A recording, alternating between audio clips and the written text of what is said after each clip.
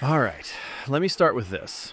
If you're young, curious about money, and you've ever felt like investing needs to be complicated to be successful, this video is for you. Sit back, relax, enjoy the gameplay in the background, and let me explain the one big mistake I made at 19 when I started investing. Quick disclaimer before we start. Nothing in this video is financial or investment advice. This is purely for entertainment purposes and sharing my personal experience. All right, let's get into it. The mistake: overcomplicating everything. The biggest mistake I made at 19 was overcomplicating my investment strategy. When you're young, you feel like you need to optimize everything, maximize returns, beat the market, find the perfect setup. So what did I do? I spent hours staring at charts, reading company filings, trying to understand market cycles, backtesting strategies, watching endless videos. I thought if I just worked harder than everyone else, I'd figure it out faster. But here's the irony. When you're young, time is already on your side. You don't need to overcomplicate anything. Even a modest annual return can compound into something massive when you start early. Let that sink in. Time, complexity. This is the part I didn't understand at 19. If you're investing in your late teens or early 20s, your biggest edge isn't intelligence, it's time. A simple strategy with consistency often beats a complex strategy that drains your energy, confidence, and focus. If I could go back in time, I wouldn't be trying to slice and dice my investment pie. I would have kept it boring. Something like dollar cost averaging into the S&P 500 or an all-world ETF. Maybe a small percentage in a gold or silver ETF.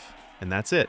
No more, no less. Not because it's exciting, but because it works. Historically, broad market ETFs have delivered solid long-term returns, and more importantly, they let you get on with your life. The hidden cost of overcomplication. Here's the part nobody talks about. Overcomplicating investing doesn't just cost you money, it costs you time. Time you could have spent with family, building relationships, learning high-value skills, networking, reading, trying business ideas. Instead, I was glued to screens. I was wasting some of my most youthful, energetic years trying to outsmart a market that barely anyone beats consistently. Most people don't beat the market, and that's okay. Let's ground this in reality for a second.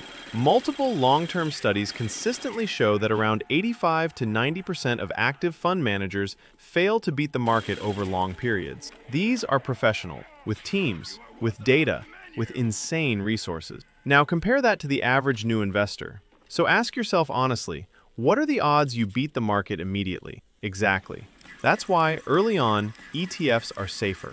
Not because they're perfect, but because they remove ego from the equation. Most people go broke trying to get rich fast. Slow, boring, and consistent doesn't sound exciting, but it wins. My obsession phase, and the cost of it. Now let me be real with you. I was obsessed with the stock market. I was experimenting, backtesting, theorizing, trying different strategies. And for about a year and a half, the results were inconsistent at best. Some wins, plenty of losses, no solid foundation. Around 2 years in, I became slightly more consistent, but still not confident enough to scale. The truth is, understanding markets is hard, especially in today's fast-paced world.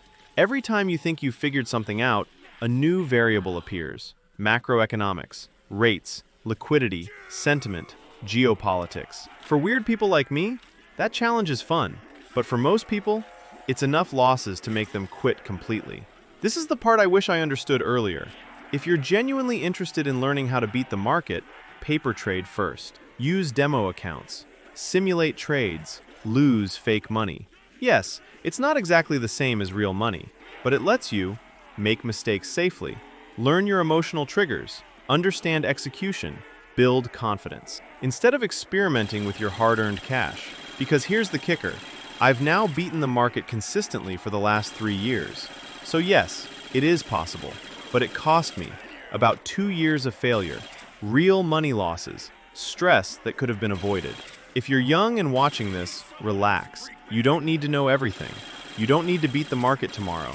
You don't need to overthink it. Keep it simple, invest smart, stay safe, and I'll catch you in the next one.